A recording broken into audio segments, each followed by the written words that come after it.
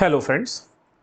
आबकारी आरक्षक के टाइम टेबल भी आ गया है, सिलेबस भी आ गया है और एग्जाम कब होना है ये भी पता चल गया है। 27 जुलाई को इसका एग्जाम है ना। सिलेबस भी आप सभी को पता है। बाकी आज मैं आपसे बात करूंगा कि इस एग्जाम को क्रैक करने के लिए क्या रणनीति अपनाना है, कितने घंटे पढ़ने हैं और कौन कौन से टॉपिक्स पढ़ने हैं। जैसे सिलेबस में लिखा है केवल भारत का इतिहास, भारत का भूगोल, क्या क्या टॉपिक्स व्यापम के लिए इंपॉर्टेंट है ना, व्यापम के हिसाब से कौन से टॉपिक ज्यादा इंपॉर्टेंट है उसका भी मैं लिस्ट लेके आया हूं। ओके, तो इनको भी देखेंगे और किस तरह से आपको पढ़ना है, कितने घंटे टाइम का डिवीजन करना है, टोटल एक दिन में कितने घंटे आपको पढ़ने हैं, ये सब मैं आज थोड़ा डिटेल में बात करूंगा। वीडियो लास्ट तक देख लेना। ओके, तो चलिए स्टार्ट करेंगे आज का हमारा जो वीडियो है। चलिए स्टार्ट करते हैं। सबसे पहले आप लोग सिलेबस देख लो, उसके बाद मैं आगे चलता हूँ। फिर मैं आपके जो टाइम का जो डिवीजन है, किस तरह से आपको पढ़ना है, इंडियन जीएस कितना पढ़ना है, छत्तीसगढ़ कितने टाइम तक पढ़ना है, क्या क्या टॉपिक्स बहुत इंपॉर्टेंट जिनको करना है, मैथ्स रीजनिंग कैसे मैनेजमेंट करोगे, मैथ्स रीजनिंग के कौन से इंपॉर्टेंट जो टॉपिक्स है जिनको करके अवश्य रूप से जाना है, ये सब मैं बात करूंगा। ठीक है, तो चलिए स्टार्ट करते हैं पहले सिलेबस से। सिलेबस फट से देख लेते हैं। ऑलरेडी आप सिलेबस देख चुके हो, आपके पास ये वाला पीडीएफ तो होगा ही, है ना। ये पीडीएफ मैं मान के चलता हूँ, ये पीडीएफ आपके पास है। ठीक है, जिसमें लिखा हुआ है कि भारत के सामान्य अध्ययन से 33 अंक के प्रश्न आएंगे। ये हो गया भारत का सामान्य अध्ययन। छत्तीसगढ़ के सामान्य ज्ञान से 33 अंक के प्रश्न आएंगे। ये पीडीएफ आप सभी के पास होगा। ठीक, अब हम चलते हैं थोड़ा डिटेल सिलेबस की तरफ जो मैं बनाया हूं। इसका मैं पीडीएफ, ये जो पीडीएफ है ना, मैं ये व्हाट्सएप ग्रुप और टेलीग्राम चैनल में डाल दूंगा। ओके, वहां से जाके आप इसको देख सकते हो। एक बार मैं डिस्कस करना चाहूंगा, भारत का जो इतिहास है उसमें ये सारे टॉपिक्स आते हैं, लेकिन इन सारे टॉपिक्स में भी टॉपिक में से आपको कौन से टॉपिक अवश्य रूप से करना है। अब समय भी कम है ना, मैं मान के चलता हूं 50 दिन का समय है। अब 50 दिन के समय में आपको ये सारे टॉपिक्स करना थोड़ा असंभव सा लगेगा, बट किया जा सकता है। ठीक है, चलिए देखिए, भारत के प्राचीन इतिहास में अगर अभी जैसे मैं काफी टाइम से डिस्कस कर रहा हूं आबकारी आरक्षक के लिए, 10 हफ्ता है ना, ऑलमोस्ट 3 ढाई महीने 3 महीने, 2.5 महीने 3 महीने से मैं लगातार साप्ताहिक प्लान लेके आ रहा हूं। तो उस हिसाब से अगर आप लोग कर रहे होगे तो ये सारे टॉपिक्स कंप्लीट हो गया होगा, इवन रिवीजन भी स्टार्ट हो गया होगा। लेकिन अगर आप साप्ताहिक प्लान को फॉलो नहीं कर पाए और अभी अभी स्टार्ट कर रहे हो, तो इसको कैसे मैनेज करोगे और वो कौन से टॉपिक है जिसको अवश्य रूप से आपको करना चाहिए इस एग्जाम के लिए, मैं पहले वो टॉपिक्स बता देता हूं, है ना। तो जैसे देखिए, इतिहास को 3 खंड में बांटा जाता है। प्राचीन भारतीय इतिहास में भारत का इतिहास एवं भारत का स्वतंत्रता आंदोलन लिखा है, बाकी लिखा नहीं है कि प्राचीन, मध्यकालीन और आधुनिक भारत। तो अपन मान के चलते हैं सब आएगा। तो आपको कौन कौन से टॉपिक जिनको अवश्य रूप से करके जाना है, तो वो टॉपिक है, यहां लगा देते हैं, देखिएगा, इनको अवश्य रूप से करके जाना है। वो है सिंधु घाटी की सभ्यता। पक्का एक आध क्वेश्चन यहां से फंस सकता है, वैदिक या सिंधु घाटी की सभ्यता से नहीं आया तब वैदिक सभ्यता, ये दोनों को करना है आपको। करने में कितना समय लगेगा, कौन सी बुक से करो, तो मैं बोलूंगा अगर फर्स्ट टाइम ही पढ़ रहे हो तो लूसेंट की बुक से करो, समय कम है। बाकी अगर स्टैंडर्ड बुक उठाओगे, दृष्टि आईएएस हो गया या फिर बर्नवाल की, या फिर जो भी बुक आप उठाते हो स्टैंडर्ड, तो काफी समय लगेगा। ठीक है, लूसेंट की बुक से उठाओ या फिर मैं बोलूंगा लूसेंट की बुक से ही उठाओ। 1 घंटे का टॉपिक है, 1 घंटे में सिंधु घाटी की सभ्यता कंप्लीट हो जाएगा, बट याद नहीं होगा। मैं बता दूं, याद तब होगा जब 4 बार 5 बार पढ़ोगे। वैदिक सभ्यता भी 1 घंटे का ही टॉपिक है। ठीक है, क्या कितना पढ़ना है, एक मैं एग्जांपल लेके आऊंगा उसमें बता दूंगा। ठीक, ये 2 टॉपिक कर लीजिए। प्राचीन भारत के धार्मिक आंदोलन, इसमें बेसिकली जैन धर्म और बुद्ध धर्म। ठीक है, ये 2 टॉपिक को करना आपको है, जैन धर्म, बुद्ध धर्म। हालांकि आजीवक संप्रदाय भी करना चाहिए, बट समय है तो कर लेना। बट जैन और बुद्ध ये धर्म, ये 2 टॉपिक को कंप्लीट कर लेना। और जैन, बौद्ध, ये सब मैं पढ़ाया भी हूं प्रीवियस वीडियो में, देखना मेरे। मौर्य साम्राज्य मोस्ट इंपॉर्टेंट है, मौर्य उत्तर मोस्ट इंपॉर्टेंट है, गुप्त साम्राज्य मोस्ट इंपॉर्टेंट है, और जो गुप्त उत्तर साम्राज्य है ना, गुप्त काल के बाद का जो साम्राज्य है वो इंपॉर्टेंट है। तो ये सारे टॉपिक से एक आध क्वेश्चन आएंगे, ऐसा नहीं कि सारे टॉपिक से मौर्य, मौर्योत्तर, गुप्त, गुप्तोत्तर, इन सबसे क्वेश्चन आएंगे, जरूरी नहीं है, एक आध क्वेश्चन आएगा। लेकिन करना तो पड़ेगा भाई, है ना। 66 नंबर का जीएस है, तो आप छोड़ नहीं सकते कोई टॉपिक। ठीक है, यहाँ खासकर कि जीएस से आप छोड़ा नहीं जा सकता। जब जीएस 33 प्लस 33, तो जीएस आपको बेस्ट करना है अपना, है ना, तभी जाके ये एग्जाम निकलेगा। मैं यहाँ पर वही बताने आया हूं कि आज 50 दिन में आप कैसे इस एग्जाम को क्रैक करोगे, है ना, यही तो मैं आज बात करने वाला हूं। बाकी सिलेबस क्या है ये सब तो ऑलरेडी आप सभी को पता है। 50 दिन में इस परीक्षा को कैसे क्रैक करना है, बस यही आज मैं बताने वाला हूँ। स्ट्रेटेजी क्या होने वाली है, इसी सब के बारे में डिस्कस करेंगे। तो ये सिलेबस हो गया है, ठीक। तो ये मोस्ट इंपॉर्टेंट है, यहां से आपको करना ही है। ओके, ये करिए। टाइम कितना लगेगा, ये जो 4 टॉपिक बच रहे हैं ना, ये चैप्टर 6, 7, 8, 9 और 10, इनको करने में आपको फर्स्ट टाइम भी रीड कर रहे हो तो ये एक दिन में हो जाएगा। अगर एक दिन पूरा लेते हो 5 घंटे, तो 5 घंटे या 10 घंटे कर लो, चलो अच्छे से करना है तो 10 घंटे में ये पूरा टॉपिक हो जाएगा। लूसेंट की बुक से पढ़ो ना यार, लूसेंट की बुक अगर पढ़ते हो, मैं दिखाता भी हूँ लूसेंट बुक आप लोग को, एक सैंपल। ये हो गई आपकी लूसेंट की किताब, इसको देखते हैं। चलिए देखिए, हिस्ट्री देखते हैं फट से। ये हो गया हिस्ट्री, ठीक। मैं अपने टॉपिक पे चलता हूँ, कोई टॉपिक जो मैं चर्चा करता हूँ। जैसे कि हो गया ये सिंधु घाटी सभ्यता ही हो गया, इसके बारे में तो ऑलरेडी बात किया हूँ, कोई अन्य टॉपिक उठा लेते हैं। ये टॉपिक तो कई बार लिया हूँ मैं। जैसे देखिए ये बौद्ध धर्म हो गया, तो बौद्ध धर्म में आपको क्या क्या पढ़ना है, इस टॉपिक की हम बात करें, और बौद्ध धर्म में आप क्या क्या पढ़ोगे तो काम चल जाएगा। बौद्ध धर्म के संस्थापक का नाम याद कर लो, है ना। देखो यहाँ पर दिया भी है, जन्म बौद्ध जो बुद्ध है ना, गौतम बुद्ध, उनके जन्म का प्रतीक है कमल एवं सांड, ठीक है। गृह त्याग का प्रतीक है घोड़ा, ज्ञान का प्रतीक है पीपल, क्योंकि उसी पीपल वृक्ष जिसको बोधि वृक्ष बोलते हैं, वो उन्हीं के मतलब उस पीपल या बोधि वृक्ष के निकट ही बैठ के या नीचे बैठ के तपस्या करते थे, तो ज्ञान प्राप्ति का है। प्रथम जो उपदेश है वो चक्र, निर्वाण है पद चिन्ह, मृत्यु है स्तूप। बौद्ध धर्म में स्तूप का बहुत महत्व है। तो ये देखो, एक छोटे से एक टेबल बना के आपको जो मेन काम का चीज है, जो एग्जाम में पूछा जाता है अक्सर, वो दे दिया लूसेंट बुक में, है ना। तो इस प्रकार लूसेंट बुक बहुत इंपॉर्टेंट हो जाएगा। आपको एकदम फैक्ट फैक्ट फैक्ट लिख दिया। जैसे बौद्ध सभाएं एग्जाम में आते हैं, ये 4 संगीति हुई है बौद्ध संगीति, ठीक है। समय कब था, स्थान कौन सा है, अध्यक्ष कौन है, शासन काल कौन सा है, ये लिख दिया है। बस इतना ही पूछा जाएगा, ये इंपॉर्टेंट है। इसलिए मैं बोलता हूं ये लूसेंट की बुक सबके पास होना चाहिए। जो एस्पिरेंट है, व्यापम की परीक्षा की तैयारी कर रहे हैं, उनके पास ये किताब होनी ही चाहिए, ठीक। पीडीएफ चाहिए होगा तो कमेंट करना, मैं पीडीएफ प्रोवाइड कर दूंगा, ठीक। अब ये देखो संप्रदाय हो गया, आजीवक संप्रदाय जो मैं बात कर रहा था, थोड़ा दिख नहीं रहा होगा आप लोग को, थोड़ा जूम कर देते हैं। आजीवक संप्रदाय हो गया, तो इस संप्रदाय के संस्थापक कौन है, ये इंपॉर्टेंट है। मखली पुत्र गोशाल आता है एग्जाम में, ठीक। तो इसलिए बोल रहा हूं ये बुक इंपॉर्टेंट है, इसको आप आसानी से कर सकते हो, समय कम है तो भी कर सकते हो। लेकिन लूसेंट बुक की एक खराबी ये है कि ये बुक को पढ़ने के बाद, एक बार पढ़ने के बाद चीजें याद नहीं रहती। तो इस किताब को आपको कम से कम 10 बार पढ़ोगे तब जाके चीजें याद होगा, अदरवाइज याद नहीं होगा। क्योंकि 10 से 15 बुक का पूरा कंटेंट एक किताब में डाल दिया गया है। सोचो ना, 10 बुक आप निकाल लो, 10 बुक भी अगर हम कंसिडर करते हैं, हिस्ट्री का मॉडर्न का एक बुक हो गया, एंशिएंट का एक बुक हो गया, मेडिवल का एक बुक हो गया, है ना। इसी प्रकार संविधान है, भूगोल है ना, सारे बुक, इन सब के इंपॉर्टेंट चीज को लिख दिया गया है, जो फैक्ट्स है। तो ये बुक भले ही 353 पेज का है, बट ये बुक एक्चुअल में 1000 पेज से भी ज्यादा है। तो इसलिए एक बार रीड करने से कुछ याद नहीं होने वाला, ठीक। लेकिन मैं वो भी बोल रहा हूँ ना, शॉर्ट में लिखते भी चलो, याद भी करते चलो, लिखते भी चलो, तो ये चीजें आसान हो जाएगी, ठीक। जैसे देखो यहाँ पर लिख दिया है, एलोरा के प्रसिद्ध कैलाश मंदिर का निर्माण राष्ट्रकूटों ने कराया था। एग्जाम में कई बार क्वेश्चन बना है भाई, एलोरा का मंदिर, पहले तो ये भी याद रख लेना जो एलोरा का मंदिर है कहां पर, ठीक। तो देखो ये बृहदेश्वर मंदिर कई बार पूछा गया है एग्जाम में, तो राजेश्वर शैव मंदिर का निर्माण कराया था। तो इस तरह से इस बुक में पूरा फैक्ट्स लिख दिया है, तो आपके लिए बहुत इंपॉर्टेंट होगा ये बुक। लेकिन सब चीज नहीं पढ़ना है।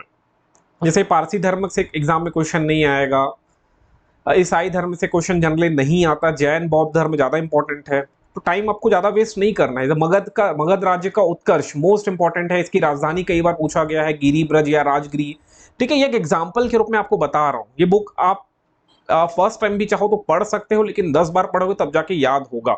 बाकी इसके बारे में और मैं डिस्कस करूंगा कि लूसेंट की बुक को किस तरह से किया जाए। ठीक है, तो इसको यहीं छोड़ते हैं, वापस से हम चलते हैं अपने सिलेबस की तरफ। ठीक है, तो एक दिन में ये सारे टॉपिक हो जाएंगे, पार्ट 6, 7, 8, 9, 10 एक दिन में हो जाएगा, है ना। असंभव लगेगा बट कर लोगे आप अगर लूसेंट की बुक पकड़ते हो तो। फिर मध्यकालीन भारतीय इतिहास में है तो बहुत सारा, इसमें भी बहुत सारे 10 पार्ट से ज्यादा है मध्यकालीन भारत के इतिहास में, लेकिन मैं केवल आपको बोल रहा हूं कि दिल्ली सल्तनत और मुगल साम्राज्य कर लो, बहुत सारा है, बहुत सारा है, लेकिन छाट छाट के कर लो। जैसे 2.5 दिन का झोपड़ा किसने बनाया था, कुतुब मीनार किसने बनवाया था, कुतुब मीनार में बिजली गिरती तो उसका पहला मंजिला टूट जाता है तो उसको मरम्मत कौन कराया था, बस इतना ही क्वेश्चन आएंगे। ठीक है, जो दिल्ली सल्तनत के 5 वंश है, गुलाम वंश हो गया, खिलजी वंश हो गया, उसके इंपॉर्टेंट जो रूलर्स हैं उनको कर लो, काम चल जाएगा। मुगल साम्राज्य में भी अकबर, बिरबल, सॉरी क्या नाम था उनका, जितने इंपॉर्टेंट राजा हैं, महाराजा है, उनको अच्छे से कर लो। मेनली 5-6 है, उन्हीं को कर लो। स्टार्टिंग की 6, जैसे बाबर से स्टार्ट होगा, बाबर फिर हुमायूं, है ना, ऐसा करते करते औरंगजेब तक करो, काम चल जाएगा। और उन्होंने कौन कौन से, जैसे ताजमहल किसने बनवाया, इस तरह के जो उनके आर्किटेक्चर वाला सेक्शन है उसको भी अच्छे से कर लेना। फिर स्टार्ट होता है आधुनिक भारत का इतिहास। ये यहाँ पर ना जो सबसे इंपॉर्टेंट है वो है 1857 की क्रांति और कांग्रेस, यहां से राष्ट्रीय आंदोलन। ये 2 टॉपिक को तो अवश्य कर लेना। राष्ट्रीय आंदोलन को पढ़ने में आपको लग जाएगा 2 दिन का समय, इतना बड़ा है। ठीक, ये मोस्ट इंपॉर्टेंट है राष्ट्रीय आंदोलन। इतना तो मैं कह दूं कि राष्ट्रीय आंदोलन से पक्का पक्का 3-4 क्वेश्चन आएगा, 3 क्वेश्चन तो मान के चलो राष्ट्रीय आंदोलन से आएंगे ही। ठीक, तो इतना इंपॉर्टेंट हो जाता है। बाकी सारे टॉपिक भी इंपॉर्टेंट है लेकिन बहुत कम कम है। आप चाहो तो 2-2 घंटे पढ़ के निपटा दोगे। जैसे 18वीं शताब्दी में स्थापित नवीन राज्य तो कौन कौन से थे, जैसे हो गया बंगाल, किसने उसकी स्थापना की, इसी में बंगाल में आप प्लासी का युद्ध पढ़ोगे, बैटल ऑफ बक्सर पढ़ोगे, तो ये 2-3 चीज इंपॉर्टेंट हो जाएगा। उसी प्रकार का हो जाएगा, मेरे को याद नहीं आ रहा है, बहुत सारे नवीन स्थापित राज्य थे, जैसे मैसूर हो गया, है ना। तो इस तरह से 4-5 है, उसको कर लेना। पंजाब हो गया, इनको कर लेना, काम चल जाएगा। भारत में यूरोपियों का आगमन पहला कौन आता है, पोर्चुगीज आते हैं, है ना, पुर्तगाल वाले, तो उसको कर लो। वास्को डी गामा आया था, कौन से ईस्वी में आया था, 1400 समथिंग में आया था, तो उसको याद कर लो, है ना। और पुर्तगाल के कौन कौन वायसराय हुए, 3 इंपॉर्टेंट वायसराय हैं, उनको कर लेना, बस काम चल जाएगा, इतना ही पढ़ना है। तो उसके बाद फिर अंग्रेज आते हैं, फिर डच, फ्रांसीसी सबसे लास्ट में आता है, इनको देख लेना। फिर अंग्रेजों का भारत विजय, इसमें battle of Plassey, battle of Buxar, ये सब आएगा, इसको कर लेना। छोटा छोटा टॉपिक है भाई, आधा 1-1 घंटे में हो जाएगा। 1 घंटे का ये टॉपिक है। एग्जाम कम समय है ना, समय कम है, 1 घंटे पढ़ोगे तो याद नहीं होगा। मैं बोल रहा हूं, फिर से बोल दूं, याद नहीं होने वाला, 1 घंटे में बिल्कुल भी याद नहीं होगा। लेकिन अगर 1 घंटा पढ़ते हो तो आपको एक बैकग्राउंड बनेगा, फिर उसी को फिर रिवीजन करोगे, वो जो बैकग्राउंड बना के रखे हो, फिर उसको रिवीजन करना है, 10 बार रिवीजन करना है, तब जाके टॉपिक्स याद रहेंगे। ठीक, भारत में ब्रिटिश शक्ति का विस्तार, ये सब करो आप लोग। ठीक, सिलेबस में यहां पर सिलेबस डिस्कस करने नहीं आया हूं, इसलिए मैं सिलेबस को फटफट हटा रहा हूं, ताकि हम लोग यहां पहुंचते हैं कि कितने कितने घंटे कौन कौन टॉपिक को देना है और किस तरह से पढ़ाई करनी है। ठीक, तो इसलिए मैं सिलेबस को फटाफट हटा रहा हूं। भारत का भूगोल ये आ गया, इसमें इंपॉर्टेंट है ये भारत का अवस्थिति, लोकेशन, भारत कहां पर है, भारत का नाम कैसे पड़ा, ये सब है। 1 घंटे का टॉपिक है, हार्डली कर लेना। भारत का भूगार्फिक इतिहास, बहुत डीप नहीं जाना, पीएससी में यहां से क्वेश्चन बनते हैं, व्यापम में नहीं आते हैं, फिर भी 1 घंटा पढ़ लेना। ठीक है, ऐसा नहीं कि नहीं चाहेगा, है काम का, इसको करना है आपको। भारत का भौतिक स्वरूप, ये बड़ा टॉपिक है, यहां से मैं गारंटी देता हूं भौतिक स्वरूप से पक्का है, पक्का गारंटी के साथ 2 क्वेश्चन 3 क्वेश्चन पक्का आएंगे। ठीक है, इसमें आपको बहुत कुछ पढ़ना है, ये टॉपिक 2-3 दिन में खत्म होगा, 2 से 3 दिन पढ़िए इसको, 2 से 3 दिन। भारत का भौतिक स्वरूप में हिमालय पढ़ना है, प्लेन पढ़ना है, प्लेट्यूज जो है उनको करना है, और क्या क्या है, टोटल 6-7 है ना। नदी घाटी है, उनको पढ़ना है, जिसको वैलीज बोलते हैं। तो ये काफी बड़ा है भारत का भौतिक स्वरूप, अच्छे से करिए। जलवायु हार्डली आधा घंटे का टॉपिक है। नदी, फिर नदी आता है अपवाह तंत्र, ये भी 1 दिन पूरा खाएगा आपका। ठीक है, 1 दिन। बहुउद्देशीय परियोजना को कर लेना यार, आता है, ये डैम कहां पर है, वो डैम कहां पर है, आता है। फिर अगला जो इंपॉर्टेंट टॉपिक है ऊर्जा, उद्योग, खनिज, परिवहन। मैं गारंटी दे रहा हूं ये इन चारों में से 1 से 2 क्वेश्चन पक्का है। ठीक है, पक्का है, इसलिए करिए इसको। जैसे खनिज में लोहा कहां से निकलता है, लोहे आयरन, जो आयरन प्रोड्यूसिंग स्टेट है उसमें रैंक 1 किसका है, ये क्वेश्चन बनता है। जैसे टीन है, टीन में रैंक 1 इंडिया सॉरी छत्तीसगढ़ का ही है। तो इस तरह से क्वेश्चन बनता है। कोयला में पहला नंबर पे कौन है ना। जैसे पूछ देगा मलाज खंड, यहां से कौन सा धातु की प्राप्ति होती है, तो तांबे की प्राप्ति होती है। तो ये सब याद रखना पड़ेगा आपको, राइट। उद्योग में कपड़े का उद्योग हो गया, कागज का उद्योग हो गया, पेट्रोल का जो पेट्रोलियम है वो उद्योग हो गया, यहां से क्वेश्चन आते हैं तो कर लेना। परिवहन में रेल, सड़क, ठीक है। जैसे नेशनल हाईवे पहला NH1 कहां से कहां तक है, ये आ सकता है, तो इंपॉर्टेंट है, ठीक है। ये सब कर लेना आप लोग, पक्का यहां से क्वेश्चन आएगा। भारत के संविधान में मैं व्यापम की फेवरेट टॉपिक बता देता हूं। ये चैप्टर नंबर 1 उसका फेवरेट है, परिचय। उसके बाद है तो सब इंपॉर्टेंट, मूल अधिकार मोस्ट इंपॉर्टेंट है, डीपीएसपी मोस्ट इंपॉर्टेंट है, मूल कर्तव्य मोस्ट इंपॉर्टेंट है, ठीक। इसके अलावा जो व्यापम को पसंद है वो है संसद, करना भाई संसद, राज्य विधानमंडल कर लेना, न्यायपालिका कर लेना, आपातकालीन कर लेना, ये इंपॉर्टेंट है। मैं तो बोलूंगा पूरा टॉपिक कंप्लीट करना है, लेकिन अगर समय कम है और रिवीजन करने में दिक्कत आ रहा है तो ये सारे टॉपिक करो। हालांकि 50 डेज सफिशिएंट है, किया जा सकता है, ठीक। मैं आज बात यही कर रहा हूं आपसे कि सिलेक्शन कैसे लेना है, 200 पद में अपना एक पद सुनिश्चित कैसे करोगे, इसी बारे में बात किया जा रहा है ना। तो ये सिलेबस है, इनको करना ही है। देखो भारत का अर्थव्यवस्था में बहुत कुछ है भाई, बहुत सारे टॉपिक है। मैंने सारे हटा के 6 टॉपिक लगा दिए हैं। ये 6 टॉपिक में पक्का आने वाला क्वेश्चन है। गरीबी बेरोजगारी से क्वेश्चन एकदम आने की संभावना है। आर्थिक नियोजन most most most most important है। आर्थिक नियोजन में आप 5 ईयर प्लान को पढ़ोगे। 5 ईयर प्लान मतलब पंचवर्षीय योजना। पक्का यहां से क्वेश्चन आता है कि पहले पंचवर्षीय योजना का अन्य नाम क्या है, दूसरे पंचवर्षीय योजना का अन्य नाम क्या है, ठीक है। यही सब व्यापम में बनता है क्वेश्चन, तो कर लेना। भारत में बैंकिंग मोस्ट इंपॉर्टेंट, मुद्रा है, मुद्रास्फीति, ठीक है, इन्फ्लेशन जिसको बोलते हैं, वो वहां से क्वेश्चन आता है। मार्केट से क्वेश्चन आता है, ठीक। ये 6 टॉपिक कर लो यार, काम चल जाएगा, ठीक। फिर आता है विज्ञान। विज्ञान का कोई माई बाप नहीं है, कहां से क्वेश्चन बनेगा किसी को नहीं पता व्यापम में, ठीक है। तो ये सारे टॉपिक मैं लगा दिया हूं, अब देख लो आप लोग कैसे मैनेज करोगे। लेकिन विज्ञान का कोई माई बाप नहीं है, कौन मोस्ट इंपॉर्टेंट है किसी को नहीं पता। कभी यहां से पूछेगा, कभी तरंग से पूछता है, कभी प्रकाशिकी से पूछता है, तो किसी को कुछ नहीं पता। इसलिए देख लो, अपने तरह से मैनेज कर लो। भारतीय दर्शन, कला एवं संस्कृति, ये लिखा है आपके सिलेबस में, यहां पर है ना, ये रहा। तो इसको मैं एक वीडियो के थ्रू बता दिया हूं कहां से कितना क्या पढ़ना है, तो उतना पढ़ लो, काम चल जाएगा। इसलिए मैं इसको यहां पर कुछ लिखा नहीं हूं। आप लोग वीडियो में स्क्रॉल करना, मेरे चैनल में जाके वहां मिल जाएगा आपको। मैं टॉपिक बढ़ाया हूं, 2 वीडियो डाला हूं। उसके बाद है करंट अफेयर।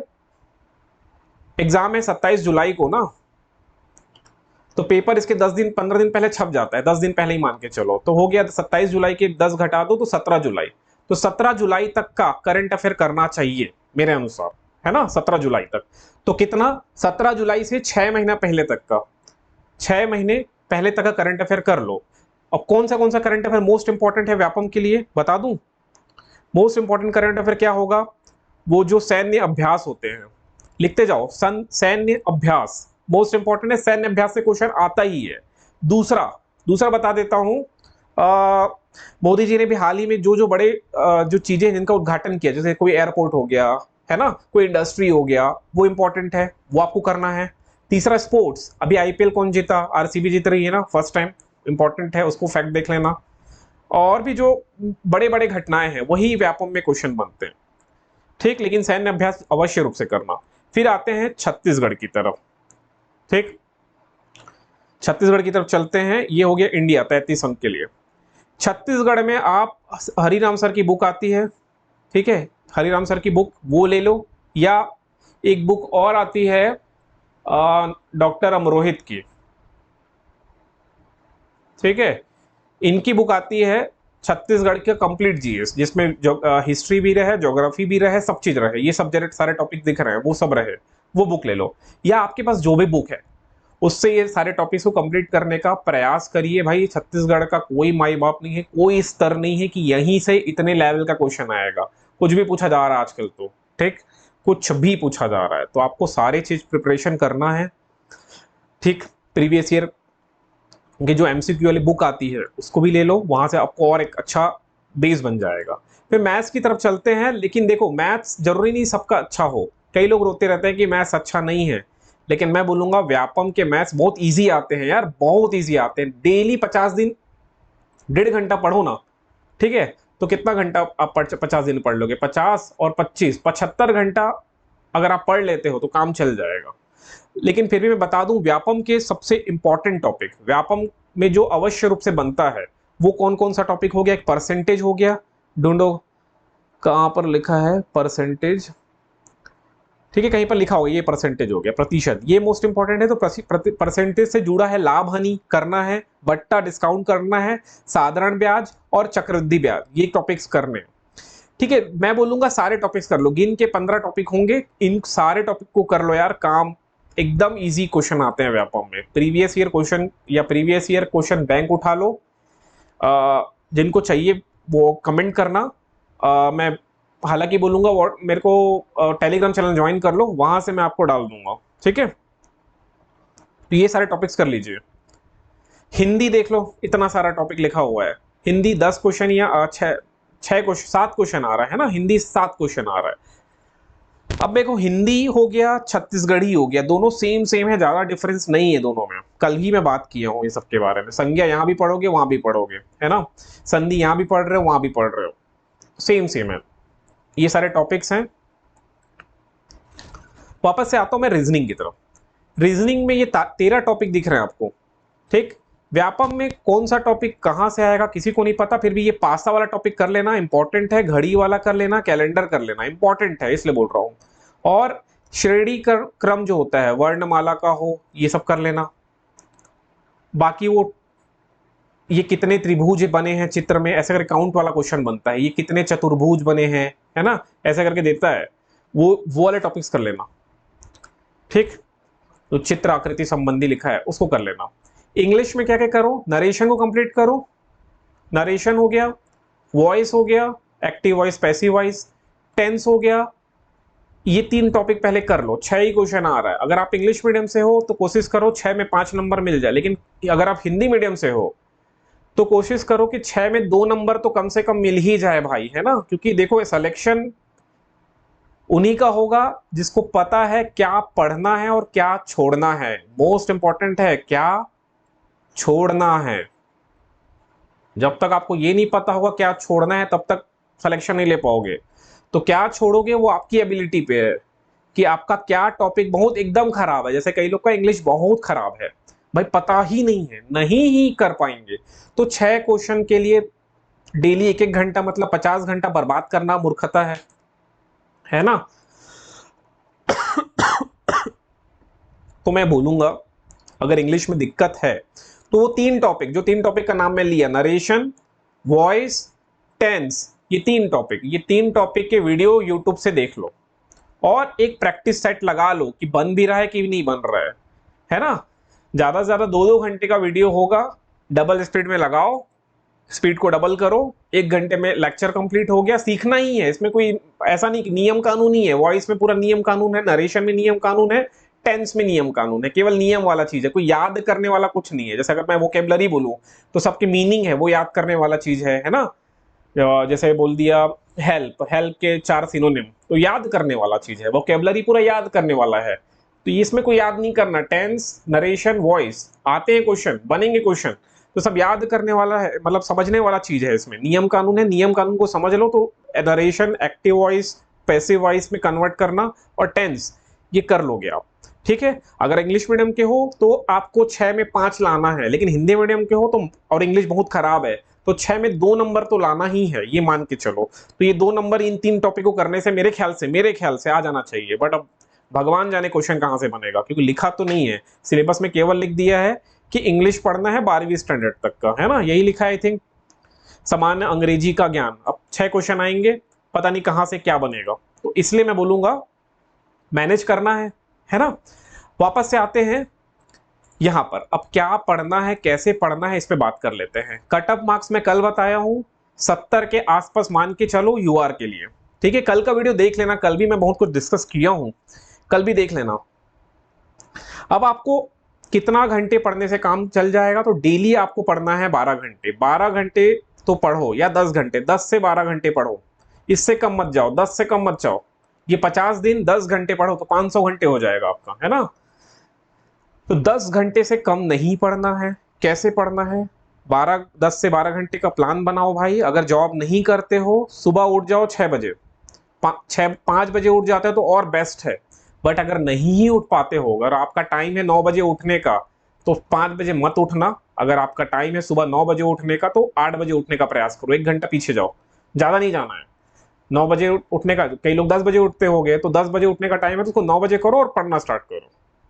ठीक है, मैं एक कॉमन एग्जांपल लेके चल रहा हूं। अगर आप 6 बजे उठ जाते हो, तो 6 से लेकर 7, 8, 9, 10 बजे तक 4 घंटे का एक सीटिंग लो। ठीक है, इसीलिए बोलूंगा मॉर्निंग में आप कम, ज्यादा से ज्यादा यूज करो अपना ब्रेन का, और कोशिश करो सोशल मीडिया कम से कम यूज करने का। एकदम से बंद तो नहीं कर पाओगे, बंद कर पा रहे तो बहुत अच्छी बात है, लेकिन अगर कम से कम यूज करो। पूरे 24 घंटे में 10 मिनट से ज्यादा आपको इंस्टाग्राम नहीं चलाना है। 24 घंटे में 10 मिनट से ज्यादा सेट करो। उसमें आता है इंस्टाग्राम में आजकल कि आप जैसे 10 मिनट से ज्यादा यूज करोगे तो इंस्टाग्राम ऑटोमेटिक बंद हो जाता है ना। इस तरह का कुछ कुछ सेटिंग होते हैं। तो 10 मिनट से ज्यादा आपको इंस्टाग्राम, फेसबुक और भी कुछ कुछ जो भी यूज करते हो वो यूज नहीं करना है। यूट्यूब जितना यूज करना है करो, बट शॉर्ट्स मत देखो। यूट्यूब में भी आप, इंस्टाग्राम आ चुका है ना शॉर्ट्स के फॉर्म में, तो आपको नहीं देखना है वो। चलिए मैं वापस आता हूँ। मॉर्निंग में आपको अपना टोटल टाइमिंग, जैसे 10 घंटे का टाइमिंग है, तो उसका 60 से 70% मॉर्निंग में खत्म कर लेना है। अगर आपका मॉर्निंग 1 बजे तक, मैं मान के चलता हूँ 1 बजे तक मॉर्निंग है, सुबह जितना बजे उठो, तो 1 बजे तक अपना सिलेबस का 60% खत्म कर लेना है। ठीक है, जैसे आपने प्लान किया कि आज मुझे हिस्ट्री, इंडियन हिस्ट्री का ये टॉपिक, ज्योग्राफी का ये टॉपिक, पॉलिटी का ये टॉपिक, छत्तीसगढ़ के भूगोल का ये टॉपिक, छत्तीसगढ़ के हिस्ट्री का ये टॉपिक, आर्ट एंड कल्चर का ये टॉपिक, हिंदी का ये टॉपिक, इंग्लिश का ये टॉपिक, छत्तीसगढ़ी का ये टॉपिक, मैथ्स तो डेली 1 घंटा 1.5 घंटे पढ़ना है, याद रखो। डेली 1 घंटे प्रैक्टिस करना है। पीवाईक्यू सॉल्व करो, सीधे प्रीवियस ईयर क्वेश्चन की बुक आती है उससे सॉल्व करो।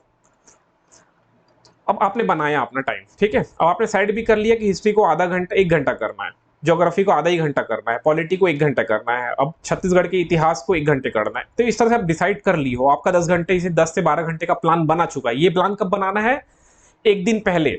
जैसे कि आज तारीख है, कितना तारीख हो गया, आज 5 तारीख है, तो आज प्लान बनाओगे कल के लिए, याद रखना। ऐसा नहीं कि कल सुबह उठ के प्लान बना रहे हो 1 घंटा, नहीं, आज रात को प्लान कर लो कल क्या पढ़ना है। ठीक है, प्लानिंग एक दिन पहले बनेगा।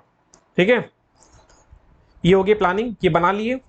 अब मॉर्निंग में क्या खत्म करना है मैं बता दूं। मॉर्निंग में आपको पढ़ना है जीएस। मैं बार बार बोलूंगा, मॉर्निंग में पढ़ो जीएस। 66% का है। सुबह उठोगे ब्रेन फ्रेश होता है, ब्रेन मतलब हमारा ब्रेन ना बहुत रिलैक्स होता है जब हम सो के उठते हैं। ठीक है, एकदम रिलैक्स्ड होता है। तो आप लोग कोशिश करिए कि मॉर्निंग में जीएस कंप्लीट करना है।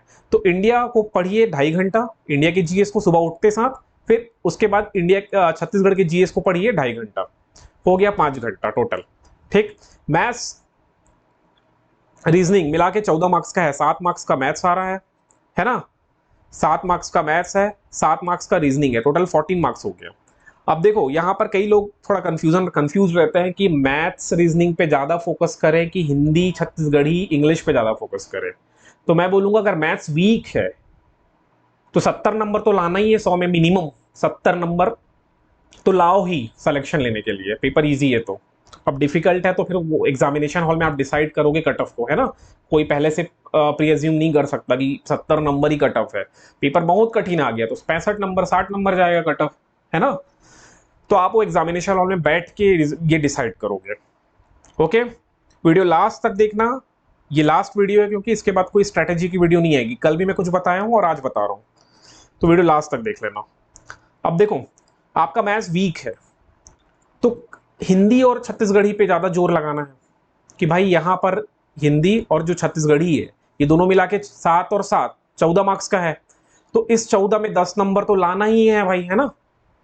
मैथ्स, और अगर मैथ्स और रीजनिंग वीक है तो, लेकिन चाहे कितना भी वीक हो, आपको 14 में 8 नंबर तक तो लाना ही है, मोर देन 50%, है ना, लाना ही है। लेकिन मैथ्स और रीजनिंग इतने सरल आते हैं ना व्यापम के, इतने सरल आते हैं कि आप 50 दिन मैथ्स रीजनिंग को रोज सॉल्व करोगे तो बन जाएगा। ठीक है, यूट्यूब का मदद लो, बहुत सारे किताब है, कमेंट करना मैं भेज दूंगा।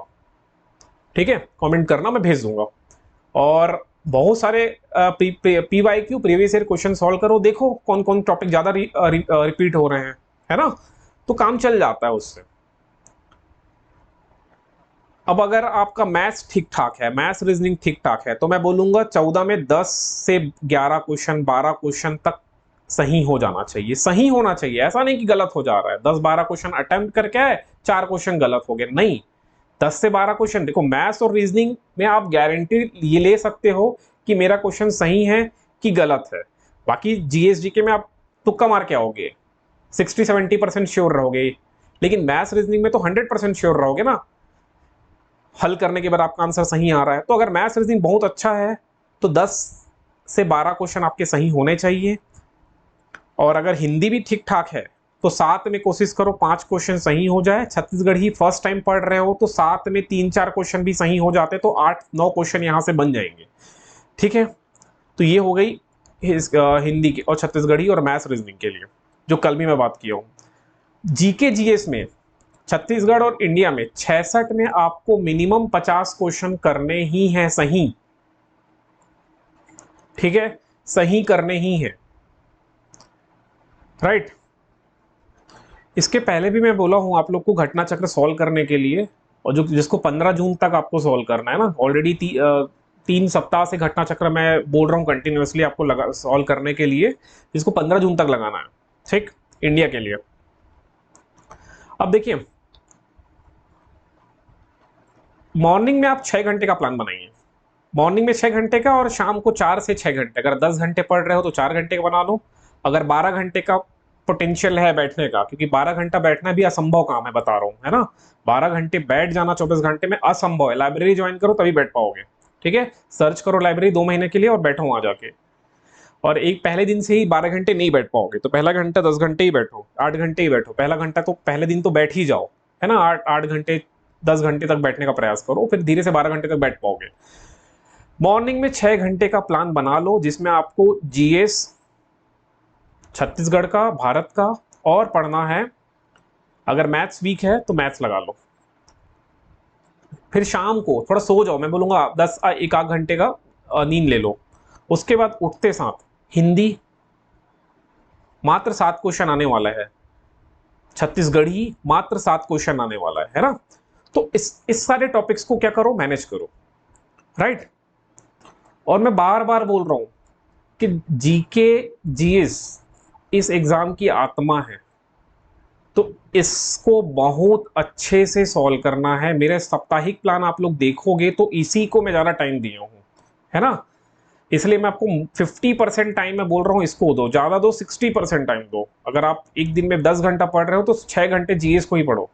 ठीक है, अगर वीक है तो, अगर फर्स्ट टाइम पढ़ रहे हो तो। लेकिन अगर आप 2-2.5 साल से पढ़ रहे हो तो 5 घंटे दो और बाकी को 5 घंटे दो।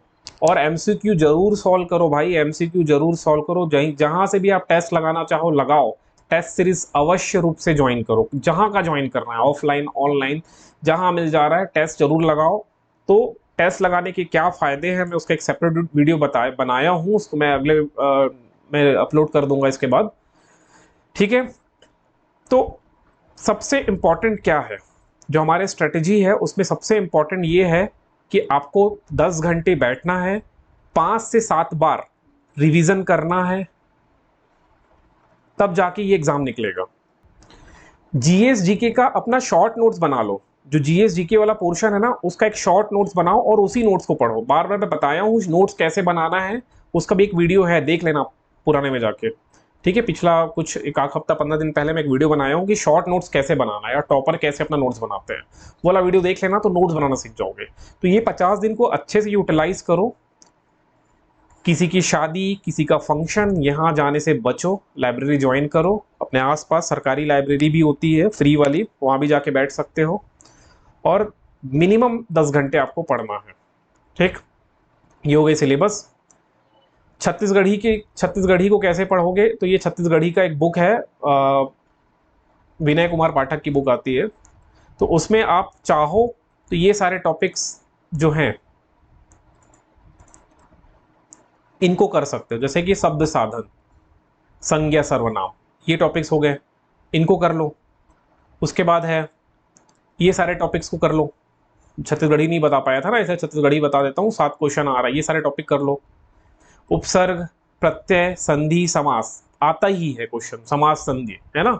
रस छंद अलंकार नहीं करोगे चलेगा, हालांकि क्वेश्चन आ सकता है। फिर ये टॉपिक है, यहां इन 4 टॉपिक से एक क्वेश्चन पक्का आएगा। ठीक है, हाना हो गया, मुहावरा हो गया, जनौला हो गया, ठीक है, इनसे एक क्वेश्चन पक्का है, बाकी नहीं करोगे चलेगा, इतना तो कम से कम कर लो।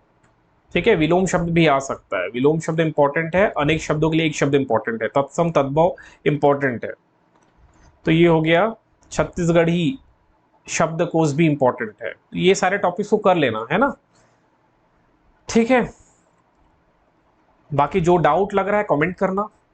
भाई सिलेक्शन ऐसे ही होगा, मैं बार बार बोल रहा हूँ, सिलेक्शन का कोई शॉर्टकट नहीं है, इतना पढ़ना ही पड़ेगा तब जाके सिलेक्शन होगा। मिनिमम 12 घंटे 10 घंटे का प्लान बना के पढ़ो, बार बार बोल रहा हूँ, 8 से 10 बार, 7 बार, 8 बार, 10 बार रिवीजन करो, तब जाके काम चलेगा। जीएस, ये एग्जाम का आबकारी आरक्षक का जीएस क्या है, आत्मा है, इसको करना ही पड़ेगा। जैसे कि बाकी सब एग्जाम में जीके जीएस का 20% 30% होता है, यहाँ 66% आ रहा है। ठीक, तो काम नहीं चलेगा, इतना पढ़ो। ठीक है, बाकी जो डाउट है वो कमेंट कर देना, सिलेक्शन इसी से होगा, है ना। और अपना मॉर्निंग का प्लान बना लो, इवनिंग का प्लान बना लो, एक दिन पहले बनाओ तो ही काम चलेगा। एमसीक्यू जरूर सॉल्व करो, घटना चक्र हो गया ये सबको लगाओ, और टेस्ट जरूर दो। ठीक है, तो चलिए फिर मिलेंगे अगले वीडियो में। ये सिलेबस वाला मैं लगा देता हूँ, दे देता हूँ टेलीग्राम में, आप जाके इसको कर लेना, है ना, ये सारे टॉपिक्स को करने का प्रयास करो। चलो फिर मिलेंगे नेक्स्ट वीडियो में।